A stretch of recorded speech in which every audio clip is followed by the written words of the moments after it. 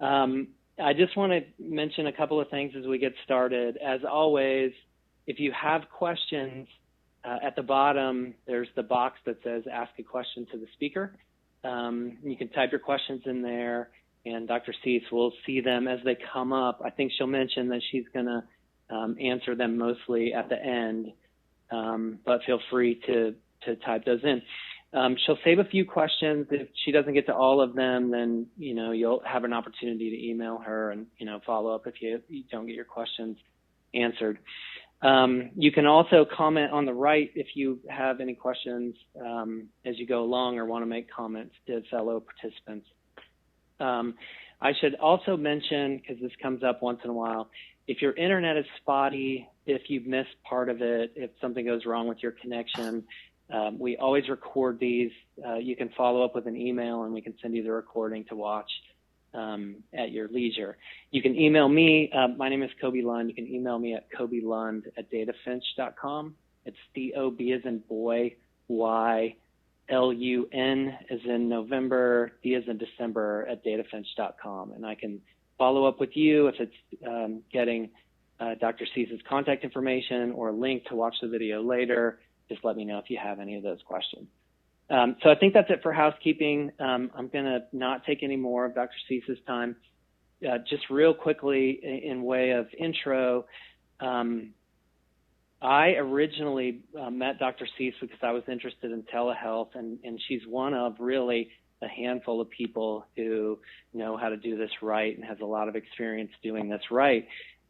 She studied she got her PhD at the University of Iowa, which was a barrier for me because I went to undergrad at Nebraska, and I'm generally averse to Hawkeyes, but in this case, I made an exception because of her expertise in this area.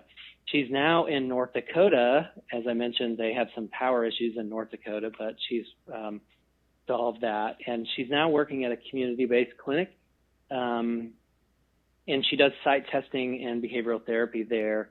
And she was kind enough to join us to do this presentation from there. She has 4 videos that she'll do throughout this presentation, and when we do those, we'll switch back and forth, so there may be a brief delay at the beginning and end of each of those, but just bear with us. So without further ado, I will hand it over to Dr. Suess. All right, thank you very much, Kobe. So good afternoon to everyone. And like Kobe said, I am Alyssa Suess, and I'm so excited to be presenting to you all today on how to develop a telehealth service. I'm glad it's all working out. Yeah, we scrambled last minute so I can have internet connection. So first of all, I would like to mention that I do not have a conflict of interest in presenting this webinar.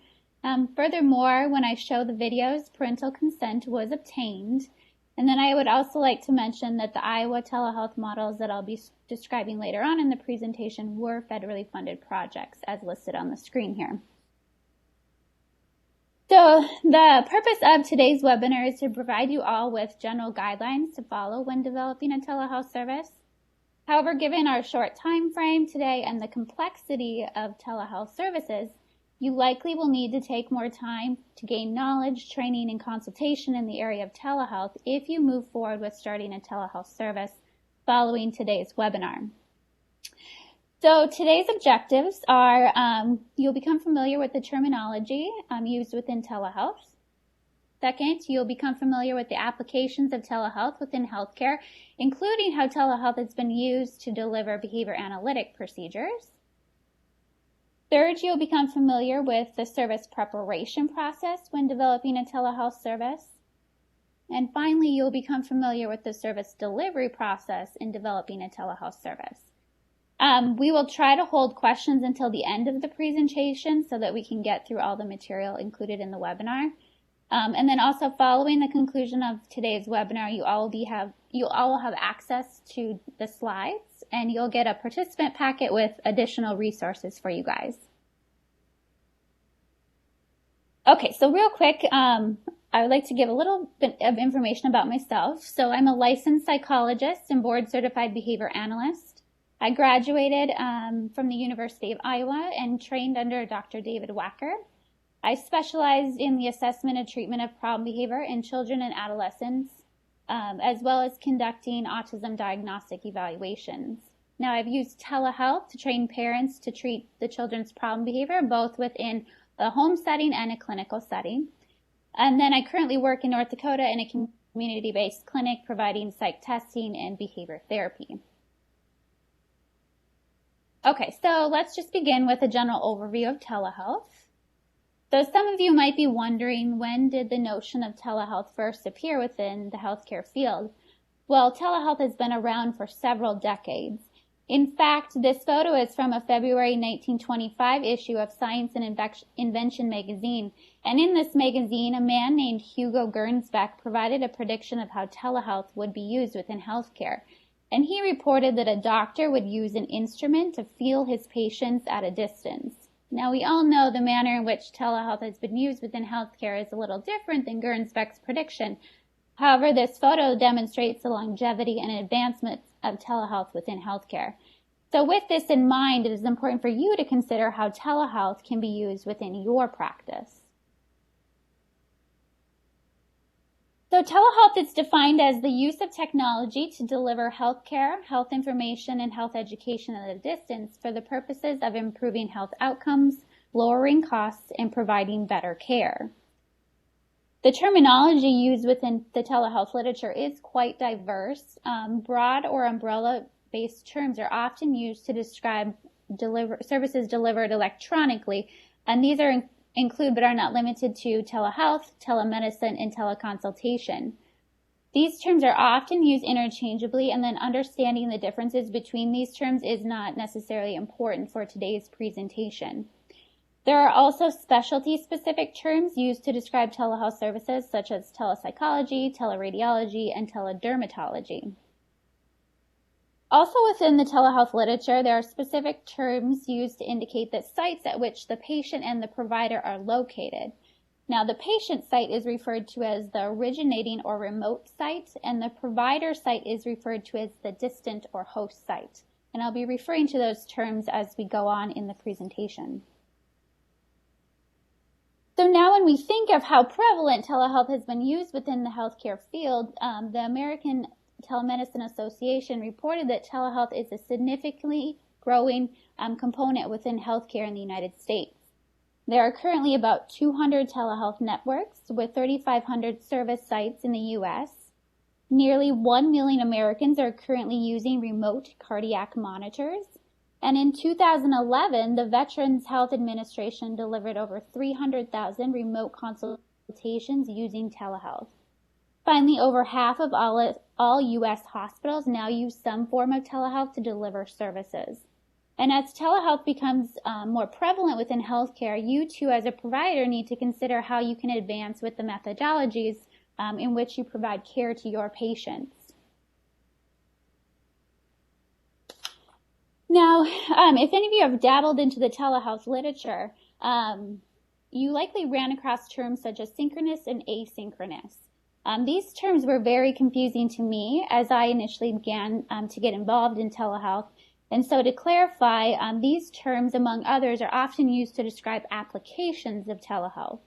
And there are 4 main applications of telehealth services commonly used within healthcare.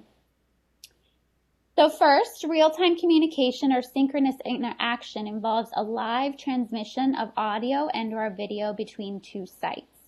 So for example, a patient seeks medication management from a psychiatrist located at a distance. The patient goes to a local clinic where the nurse assists the patient in establishing the remote connection with the psychiatrist who is located in another city. The psychiatrist then provides live real-time consultation to that patient. The second application of telehealth involves store and forward technology, or also referred to as asynchronous interaction, in which digital images or other health-related information is transmitted for a healthcare provider to interpret. So for example, images are transmitted electronically to a radiologist who then interprets those images and provides a diagnosis. And the last two applications of telehealth, remote patient monitoring and medical education, allow healthcare professionals to monitor and track patient health outcomes and provide continuing education or peer consultation, respectively. Now, given that most of us provide behavior analytics services, I would like to briefly describe selected applications of telehealth within the field of behavior analysis.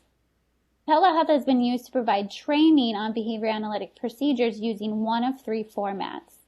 The first format is online training modules or web-based tutorials that have been used to train parents on techniques such as reinforcement, shaping, and modeling to increase language development and reduce problem behavior in children with autism. Second, telehealth has been used to provide real-time didactic training, which involves the behavior analyst presenting information to the target person.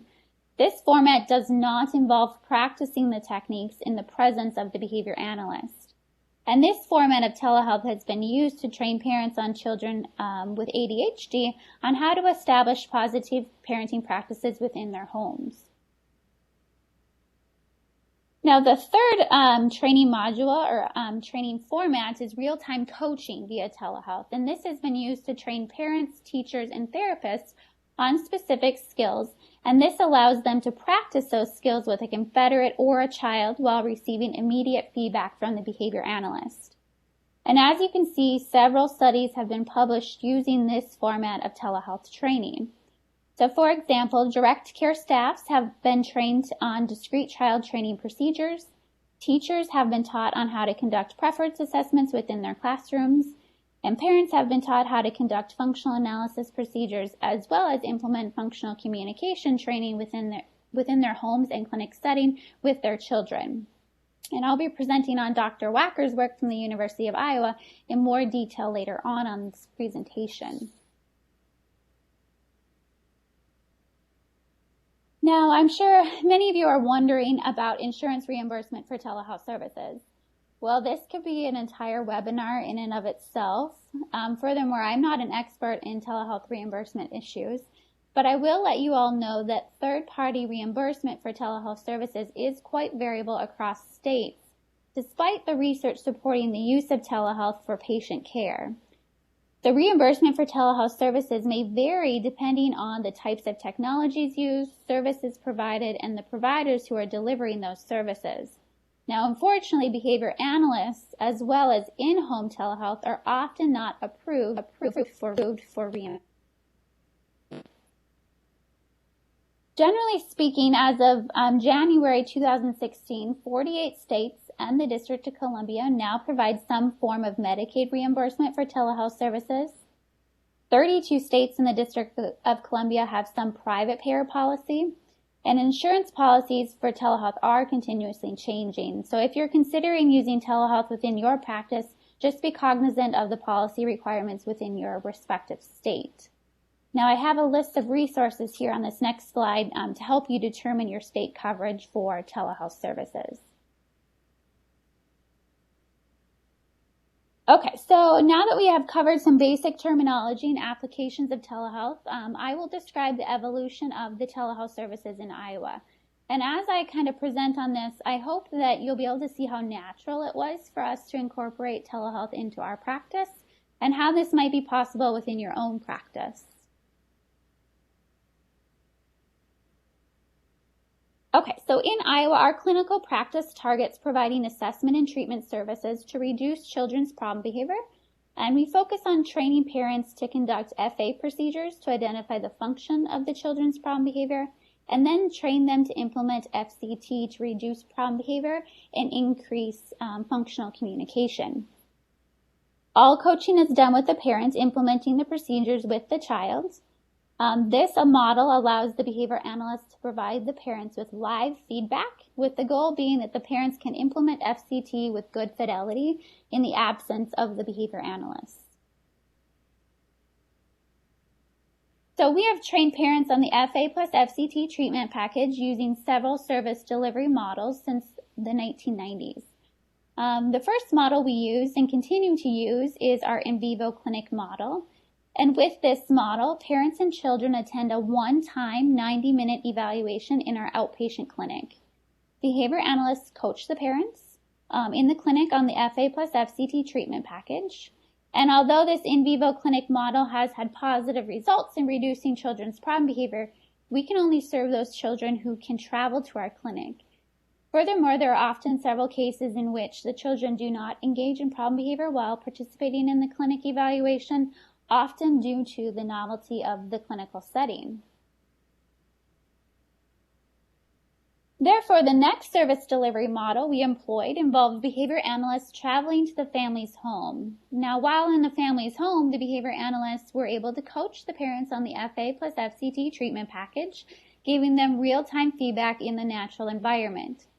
Again, we achieved good results with problem behavior reduced by an average of 90% across children.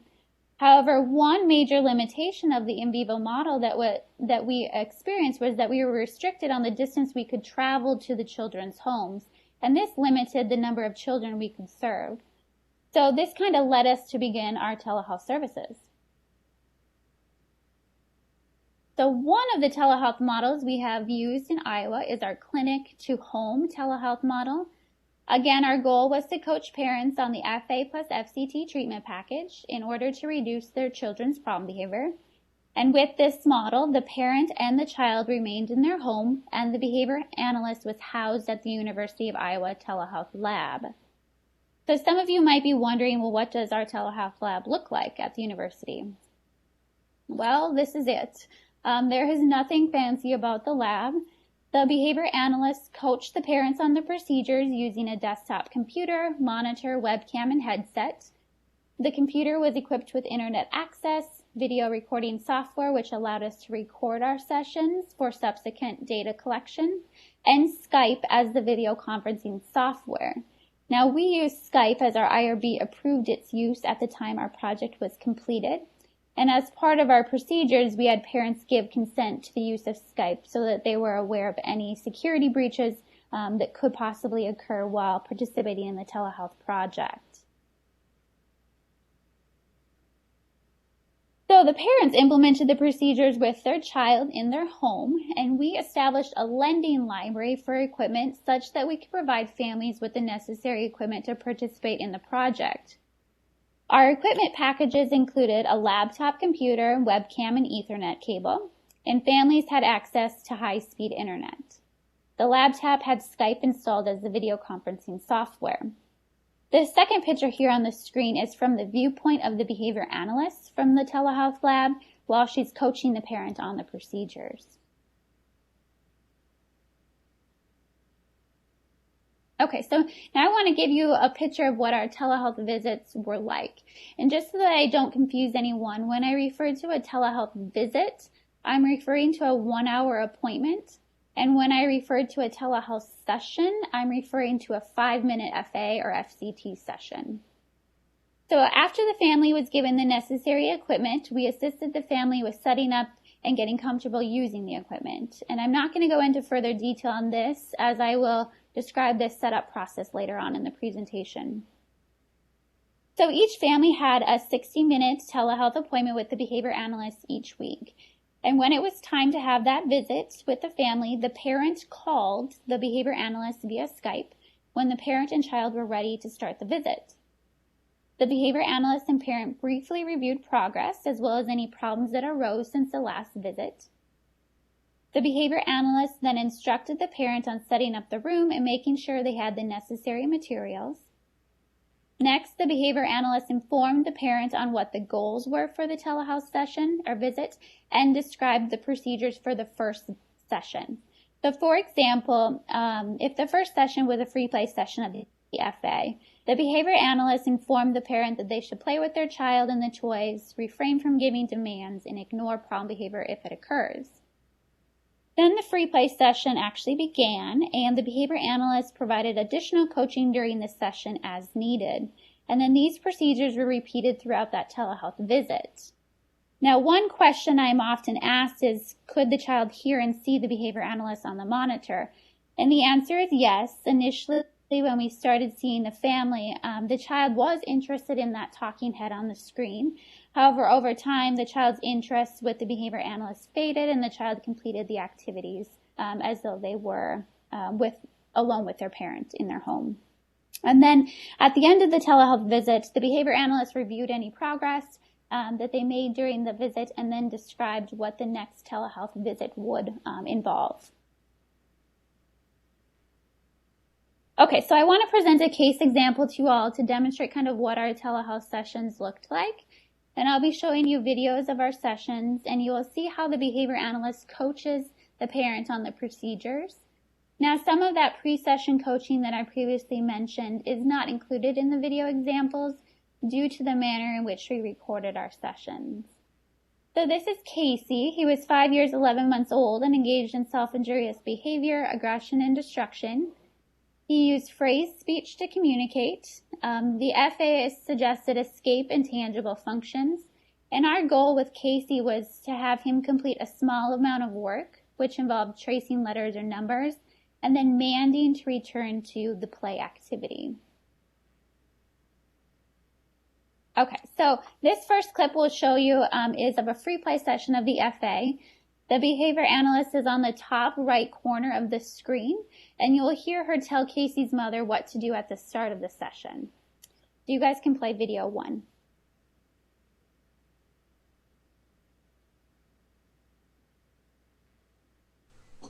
And we'll play any way that Casey wants to play on this one. Hey, look at in there. What's in there? Did you put it down there in your shirt, Billy? There it is. I found it. You're sneaky. Data coders, this is a free play. Casey has access to Legos, books, cars, and coloring books. What?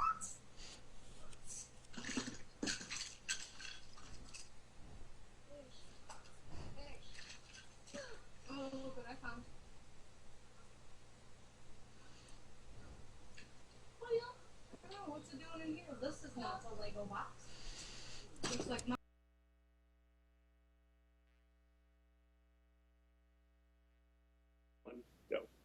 All right, so in that clip, you saw that the behavior analyst provided some general instructions at the start of that session, and then very little coaching was needed after that because the parent was implementing those procedures correctly. So this next clip is of an escape session of the FA, and you'll hear the behavior analyst coaching Casey's mother on how to present the demand and respond to problem behavior. And Casey's brother is also present in the session to assist his mother because of the severity of Casey's problem behavior. You guys can play video 2. So go ahead, Mom, and when you're ready, say trace whatever number. Okay, keep yourself safe. The minute you say that and then he does a behavior, we'll let him out of it. And you can say, okay, take a break. So it will be pretty quick, I'm assuming, that we'll have a break. Yep, probably. But that's okay. So come here, time to work, trace the letter. No throwing. The minute you get that demand out, Mom, Sit up here. the minute you say trace the letter, go ahead and why don't you just say it. We're going to work, come trace the letter or number. Okay. Casey, trace the number, please. Oh, don't hit, take a break. No hitting. You want to take a break? Yep, take a break. Here, we can take a break. Good job, Mom. Stop. You can do tickles or something. And you take it careful. Third court toys. It's not nice. Yep, we have like 10 more seconds of a break. Let me go. Go. Just relax. Okay, go ahead. Trace the letter or the number. Casey, trace the number 1. Oh, don't throw. Take a break. Yep.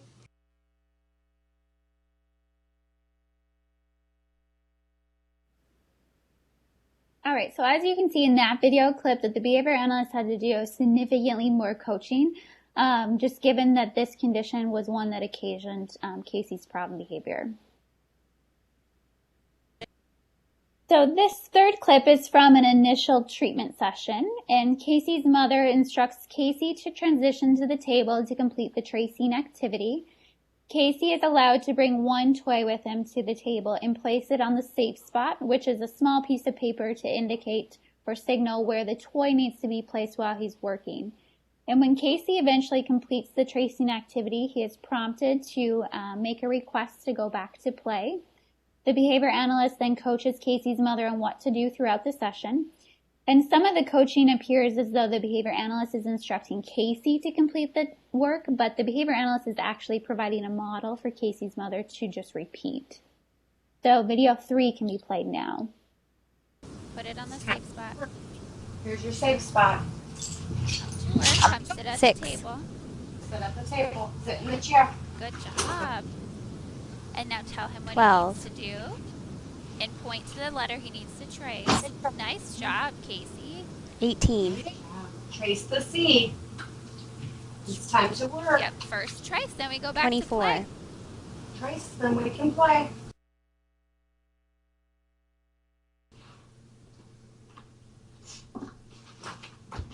Off the table. 36. Baby. And if you need to put the table down, that's okay. 42. He can probably trace on his lap if it comes to that, just so you're not having to 48. go back and forth.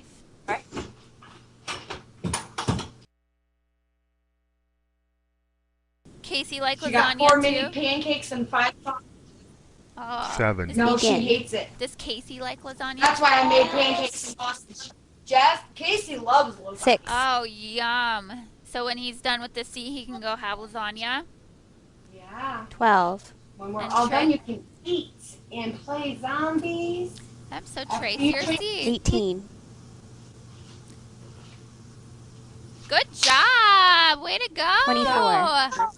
You're gonna. Oh, He's writing his whole name. Oh my goodness. Good job, Casey. 30. You guys can praise and give him lots of attention. You good? Woo! And then tell me what you want to do, Mom. 36. tell me what you want to do, Casey. Wait. You want to Yay, play? let's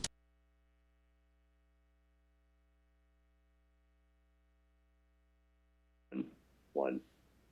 All right, so in that video, you saw that a lot of coaching had to be done, just given it was initial treatment session. And then it took Casey nearly the entire 1-hour appointment to do one letter of tracing, and then he eventually wrote his whole name, as kids typically do. So this last video clip here that I want to show is from a later FCT session. And so as you'll see that the behavior analyst has to do significantly less coaching, as Casey's mother is now more comfortable implementing those treatment procedures. So video 4 can be played now. Casey, it's time to work. Let's trace our letter E. 3. Come on, let's trace and then we can play. Good 6. job, Casey. Way to go. Big boy. Whoa! Careful. 12. Sorry. You were on marker control after words. Trace the letter E. 18. Or write the letter E, I guess. E. Wow. Way to go, 24. Casey. Yep, take it away. Now tell me what you want to do. Good job. Tell me what you want to do. 30. Play. Good Yeah. job. Way to go, Casey.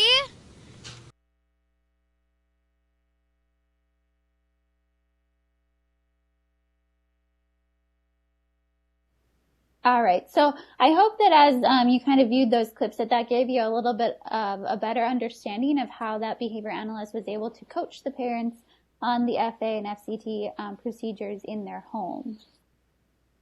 So a second telehealth model that we've used in Iowa is our clinic-to-clinic telehealth model. Again, our goal was to coach the parents on the FCT and FA package. In this model, the parents and children traveled to the regional community clinics located throughout Iowa for the telehealth visits. And then the behavior analyst again was housed at the telehealth lab at the University of Iowa. So here is a map to denote where those regional clinics were located in relation to the University of Iowa. So the regional clinics are denoted by the yellow stars on the map, and the university is denoted by the red star. And families traveled to their nearest regional clinic from their home.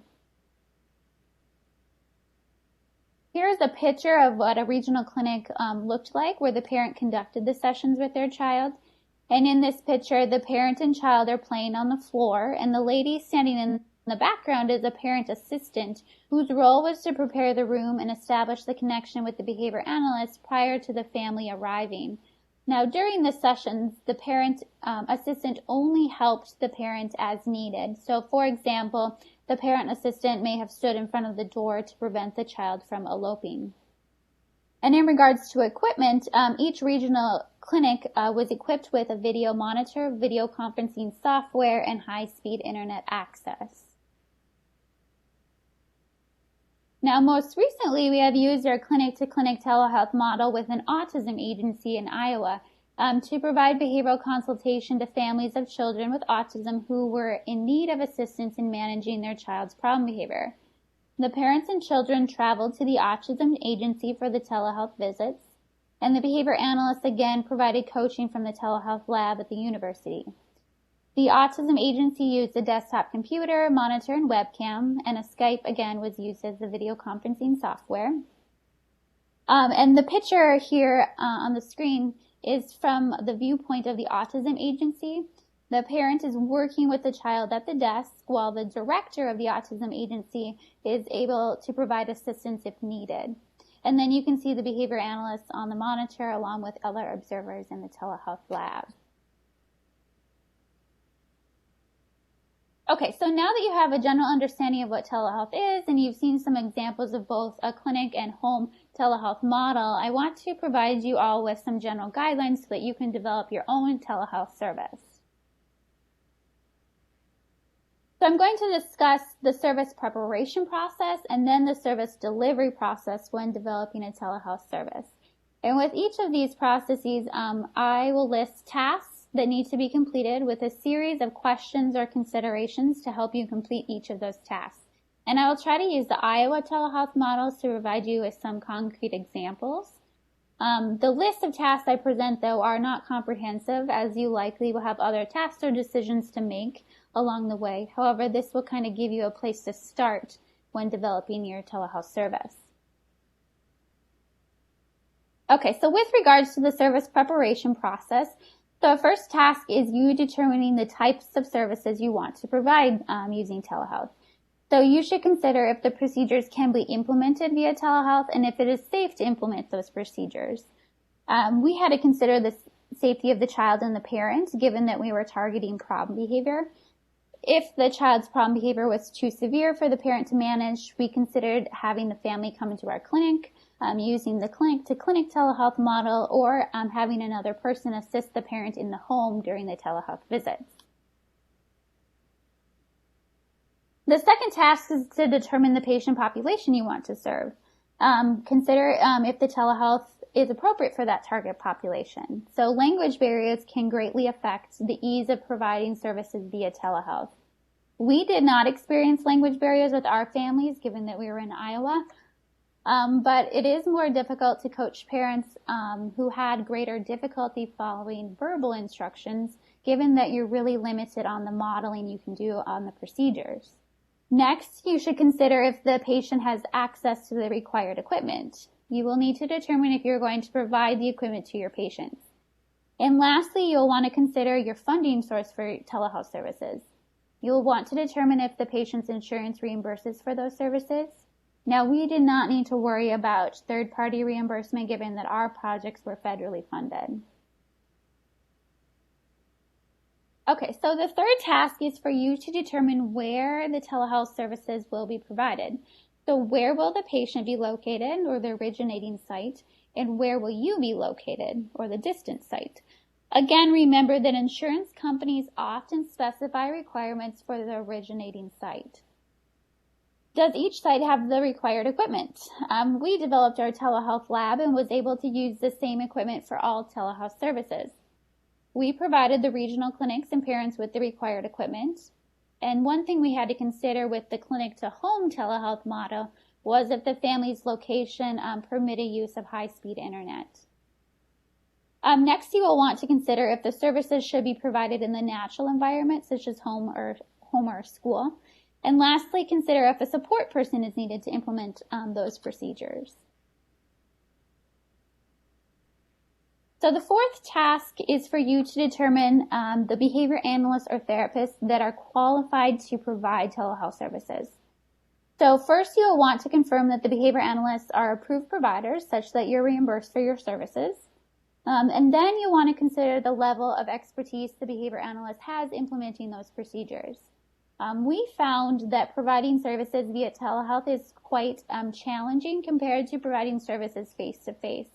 And so our behavior analysts were required to be proficient in coaching parents on the FA plus FCT treatment package within our clinic before they could coach via telehealth. Also, the behavior analyst should have adequate vocal skills, given that little to no modeling can be done. And finally, the behavior analyst needs to be comfortable with using the equipment. Our behavior analysts, again, were not tech experts, but they did have some knowledge on how to use the equipment and were able to troubleshoot some common tech problems that arose during the visits. The fifth task is for you to determine your equipment needs, and this applies both to the behavior analyst and the patient. And there are 3 systems that you'll want to consider when determining your needs. So the first system is connectivity. You will want high-speed internet access. A wired internet connection using an Ethernet cable was more reliable for us than a wireless connection.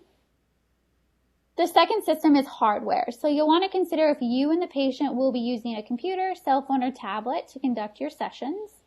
We use a computer for our projects, but other research groups have used cell phones and tablets. Next, consider if you want to use an external webcam rather than the internal webcam of your device. Now, we found that the external webcams provided better video quality as well as a wider angle view so that we could observe more of the room. Will the behavior analyst need a headset to conduct the sessions? We used headsets to minimize noise since we had several behavior analysts conducting sessions simultaneously within our telehealth lab. And lastly, determine if Bluetooth is needed to limit what the child can hear when coaching the parent. Again, we did not use Bluetooth because the children got used to the behavior analyst on the screen and completed activities as though the behavior analyst was not there. The third system is software. So you'll want to determine what video conferencing software you will use. You most likely want to make sure that you've chosen a software that is HIPAA compliant. You'll also want to determine if you're going to record your sessions for later viewing or data collection. And if you will be recording your sessions, you will need a video recording software. You will also need to consider where the recordings will be stored and who will have access to them. We use Debut as our video recording software, and only those individuals working on the project were allowed to view the videos on a secure network. And finally, you will want an antivirus software on your device to prevent any disruptions to your telehealth sessions. So in addition to connectivity, hardware, and software, there are additional considerations to keep in mind as it relates to equipment. So first, who on your team will be responsible for determining the patient's equipment needs? We had each behavior analyst assist their patient in determining their needs at the start of the project. And if you provide equipment to the patient, how and who will manage the equipment library? Also, what will your policies be if the patient fails to return the equipment or damages the equipment? Now, this is one area we failed to consider at the start of our projects, and most of our families returned the equipment. However, we did have a few families that did not, and we had to get law enforcement involved in order to retrieve the equipment. Lastly, you will likely want someone on your team to be able to provide technical support. Again, our behavior analysts were able to troubleshoot common problems that arose during the telehealth visits with minimal knowledge on the equipment. However, there were times that there were more significant problems where we needed that tech support person to jump in to provide assistance as needed. Okay, so those are the tasks to consider in the service preparation process, and now I kind of want to discuss some of the tasks to be completed in the service delivery process. So after you have determined the family's equipment needs and the family has the required equipment, you should conduct a technology meeting with the family or the clinic staff member, depending on the originating site. So if you're using a home telehealth model, The tech meeting is approximately a 1-hour meeting between you, the parent, and the tech support person. The family is in their home, and you and the tech support person are located at the telehealth lab. Now, given that the equipment has not been set up prior to this meeting, you should contact the parent via telehealth to provide some general instructions to get the equipment set up. You might even consider providing written materials, written instructions as you send out that equipment. Once the parent is able to start the computer, the video conferencing software should be tested, and make sure the parent is very comfortable using the video conferencing software. I would suggest going through several trial runs of the parent calling you via the video conferencing software so that when you start your telehealth visits, that's not a problem. And then you should also have the parent consent to using telehealth. So this might involve them providing a written statement that they are aware of any potential risks or limitations with the use of telehealth. Okay, so the next task is for you to conduct an interview with the parent via telehealth. And in my opinion, this is the most critical task to ensure that subsequent telehealth visits go smoothly and you're effective with your services you're providing the family. So I kind of consider this parent interview as your prep work to your telehealth services. So you should take your time when completing this interview. So our parent interview was a 1-hour meeting between the parent and the behavior analyst via telehealth. We extended this meeting if we were not able to get through all of our points in one telehealth visit. Okay, so you'll likely have different topics to cover in the parent interview depending on if you're using a clinic or home telehealth model. So the purposes of the parent interview if you're using a home telehealth model are as follows. So first, it gives you an opportunity to establish rapport with the parent. Second, it gives you the opportunity to determine what room within the home to conduct the telehealth visits. It'll be important for you to consider if the parent can maintain a wired internet connection in the chosen room. And if elopement is of concern for the child, then it is important to choose a room with a door. And if the child engages in property destruction, choose a room with minimal valuable items that could be damaged. The third purpose of the interview is for you to determine where the computer and webcam should be placed in the room. You want to make sure that the location of the computer and webcam captures the behavior and audio of the parent and child. Also consider if the camera view captures the entire room. This was one of the most challenging things for us, and we often had to have parents move the camera during the telehealth visits in order for us to capture the child when the child was moving about the room. If it is possible, you might even have the parent attach the camera to the ceiling. So the fourth purpose is to determine who will participate in the telehealth visits. So this might be one thing that you don't consider when you think of doing this parent interview, but it can greatly affect the effectiveness of your services. Ask if siblings will be in the home during the telehealth visits.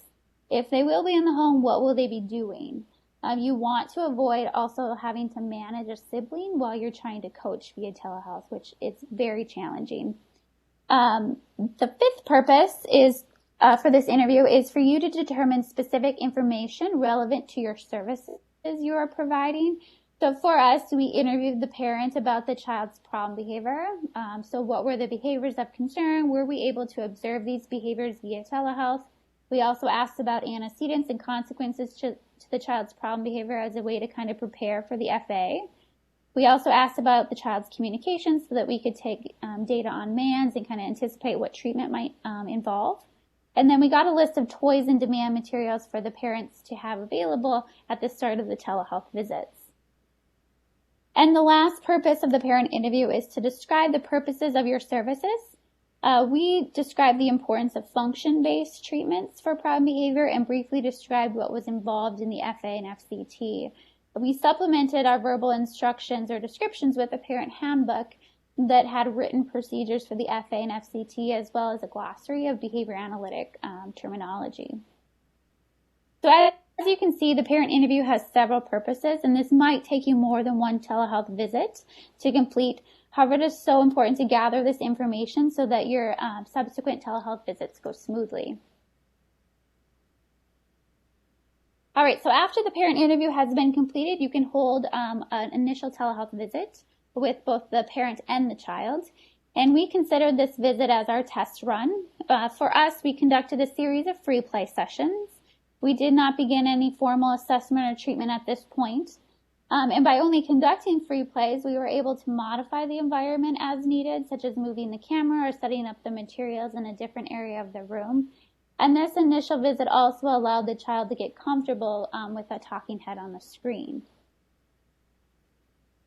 Okay, so now you finally can begin your assessment and treatment. When you begin assessment and treatment, you'll want to complete the following during each telehealth visit. So first, have goals established for each telehealth visit. So for example, we had a predetermined list of FA conditions we wanted to conduct in each visit.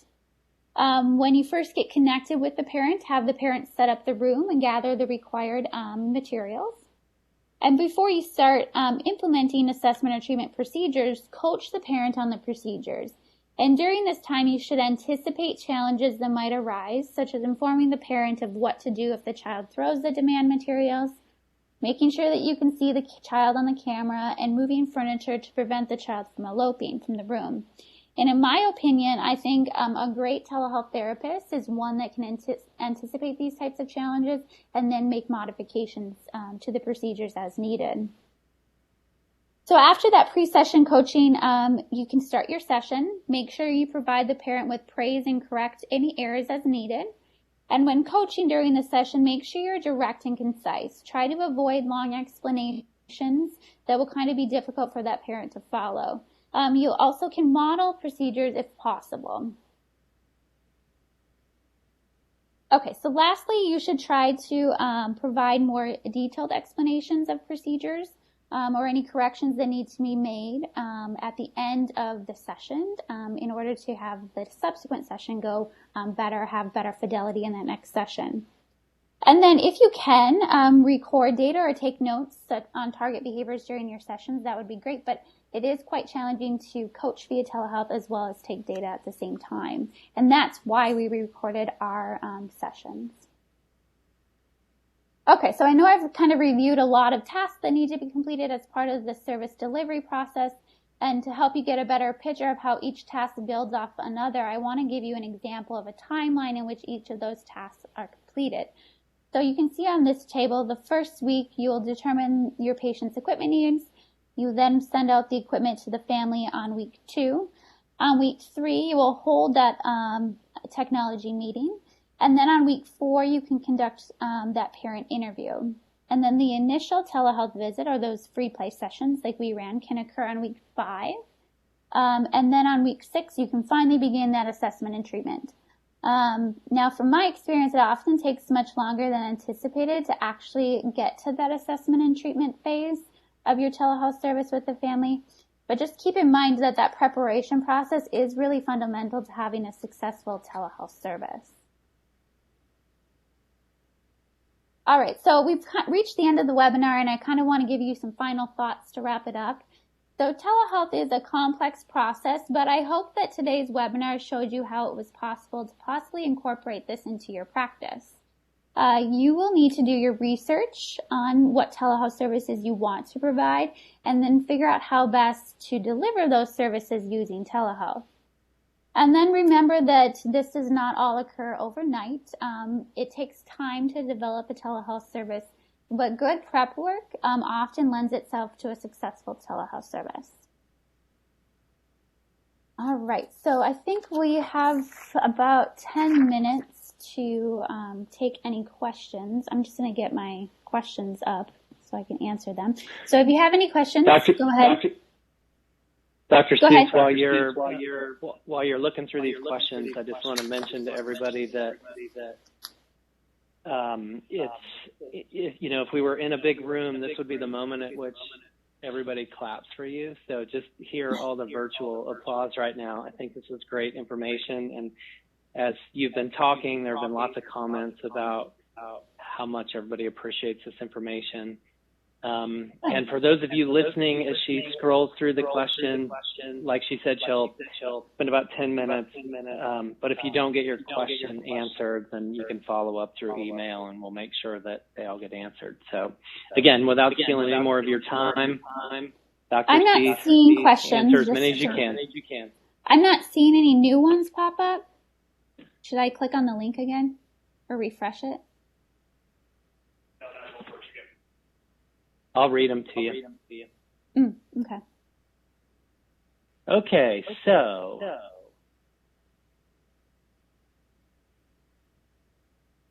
do you have a sample telehealth, telemedicine consent form for parents?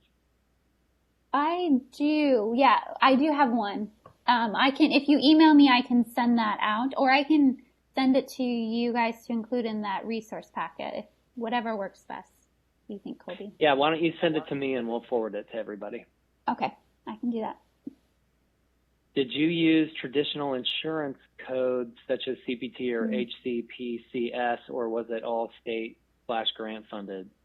It was all grant funded, unfortunately, to answer those questions to help you guys. Yeah. Have you facilitated either VB maps or ABLES at a distance with the parent or RBT locally present? No, our clinical practice was only focused on assessment and treatment of problem behavior. So we just did FA procedures and FCT procedures usually as our treatment. But I know other groups have done like discrete trial training. So look into some of those resources that I had posted about applications of behavior analysis using telehealth. Okay. And let's see, can the student hear BCBA feedback as well? Can you repeat that? Can the student hear the BCBA feedback as well? Yes. So our basically it's just kind of like how we're doing it today. So the parent and child both could hear and see me on the screen. We didn't ever come across a child, but we worked with very young children, so 6 and younger. So that may affect kind of your procedures if you're working with older, but we didn't have to use Bluetooth or anything. If the child was super interested in looking at us on the computer screen, we had the parents like move the computer so that they couldn't see the screen, but they would still be able to hear us as we're coaching. Yeah, fair enough. This is a good question. How do you prevent damage to the equipment? So we actually had several, given we targeted problem behavior, we had several computers come back that were stepped on, thrown, those types of things. One thing that we did find was that if you can put in that parent interview, find a location to put that camera and computer, if it's up on a mantle, if it's up on a shelf or something so that the child can't reach it. That's one way to minimize damage during sessions. And then also remind the parent outside of sessions to keep the computer locked up or put away so that the child just can't go access it. Okay. Is the person stating numbers in a voiceover being used for data collection, such as yes. number 3 being sitting in his chair? Yes. So when you heard like 6, 12, 18, that's how we collected on our interval-based data collection procedures. And that was just kind of an audio thing that we overlaid on our videos. Great. What is the name of the autism agency in Iowa, and how many autism agencies are there in Iowa? I don't even know the name off the top of my head. I'd have to look into that. It's in Mason City or Clear Lake. They're like right next to each other. I don't know of many other autism agencies in Iowa that we worked with. This was one primarily. The director actually was a mother of a patient that we worked with, and that's kind of how we got connected with her. And so if whoever has that question, if you really want to know the name of the autism agency, just email me and I'll look it up for you. Okay. Did you have signed releases by parents to record and then to both archive and allow access by other professionals directly providing services to the child? So our projects, again, remember, were federally funded projects. So the parents did sign informed consent at the start of their project, which included them signing off on participating in the telehealth visits. We supplemented that with an extra thing for the use of Skype, just so that they were aware of those potential security breaches. And then for showing for training, like I did here with Casey, the parent was asked to sign an additional release saying that they're okay that we're showing these videos.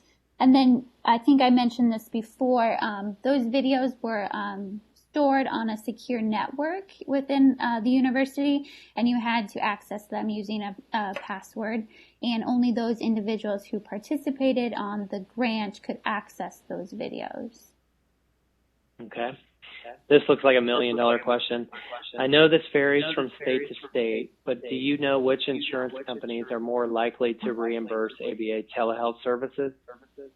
I don't. So I know in North Dakota, it's kind of tricky with me because I practice mostly under my psychology license, not necessarily my behavior analysis license, in part because the insurance companies here don't recognize behavior analysis as sufficient for services. And so, yeah, so I have little information on how to help you with that one. Again, it depends on your state. For North Dakota, none. We won't get reimbursed for even face-to-face behavior analytic services. Yeah. That's where I go under psychology. Did the parents give feedback on how they like this service? Yeah. So parents filled out, we call it a TARF. It's a treatment acceptability rating form. At the end of their participation, it rated on if they liked the telehealth format and if they liked the assessment and treatment procedures and felt that they were effective. And across both the in-home, in-clinic, and the 2 telehealth models, there's been very little variance in terms of acceptability from parents. Everybody's rated that this is acceptable and they like it. And I think I cited on one of the slides a Lindgren et al. Paper. It was just recently published in Pediatrics in the special issue for autism. That article actually compares those 4 models to see kind of was one more effective than other, and one the cost effectiveness of them. And so you can check that out too to get you more information on those differences across the models we used. Okay. Do the families conduct additional therapy sessions with their child that are not supervised and then provide data via email? Yes. So they weren't required, but we strongly encourage them to practice the FCT procedures outside of the telehealth visits. We obviously never ask them to do FA procedures outside of the telehealth visits, but treatment procedures, yes. And we had their computers that they were given had video recording software installed on it. So they were actually encouraged to record their practice session, and then they sent those videos to the behavior analyst each week. And the behavior analyst then reviewed those practice sessions and then provided feedback at that next telehealth visit on how the parent did. And I actually published a paper in 2014 on kind of treatment acceptability and treatment fidelity on both those coach sessions and the practice sessions. And there was very little difference between the two. Okay, great. I think we probably have time for one more question. Okay. So this is the lucky question. When children and youth are broadcast and or recorded over the internet, COPPA applies, Children's Online Privacy Protection Act. Have you any specific procedures to comply with this? No. Again, I think a lot of our stuff that we did in Iowa was grant funded, and so parents had to sign all those consents saying that they were okay with them, and then we used that additional consent if we were releasing or going to be showing those videos for training purposes. And so I can see how that would be a hurdle for someone who's going to do it just in a private practice, and something that you will have to consider, but I don't have experience with that. Okay. Well, let me just mention to everyone again, I know there's a few questions here that didn't get answered, so please feel free to follow up, but we're out of time right now. And I just want to thank Dr. Suess again, because at least personally, I know this was really helpful, and I think this is something that will get incorporated more and more. And just judging by the participation today, I know that lots of people are interested. So thank you so much. I think this was great material, and I know everybody who participated loved it. So well, thank you, and hopefully your power's me. back on. Yeah, thank you all for inviting me. If there's additional questions, please don't hesitate to contact me on my work email here. Great, thank you. Bye-bye. Thank you.